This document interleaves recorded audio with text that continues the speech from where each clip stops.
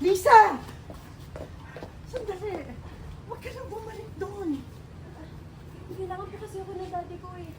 Hindi man po perfect yung family ko, pero mahal na mahal ko po yung daddy ko kasi siya po yung nag-adapt sa akin nung iniwan ako ng nanay ko. Please, Ma'am Chantal, kahit ngayon na po, kinakabahan po kasi ako eh.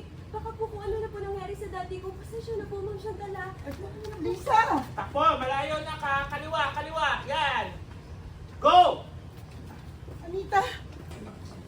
Action! Lisa! Huwag ka nang bumalik doon. Kailangan po ko ng daddy ko eh. Hindi man po perfect yung family ko, pero mahal na mahal ko po yung daddy ko. Siya po ang nag-adapt sa akin nung iniwan ako ng nanay ko. Please, please po Ma'am Chantal, kahit ngayon lang po. Kinakabahan na po kasi ako eh. Hindi ko na po alam kung ano na po nangyari kay daddy. Pasensya na po. Teka muna, Lisa! Oh, Anita! nasaan ba si Lisa? Hindi po pumilit umalis eh. Tara, sundan na natin kasi baka mamaya kung ano pa mangyari sa kanya. Lalo na ngayon, na-receive ko ng email. Sige. Teka, yung... O sige, yung ako susi na kuha ng susi. Oo, pakikuha.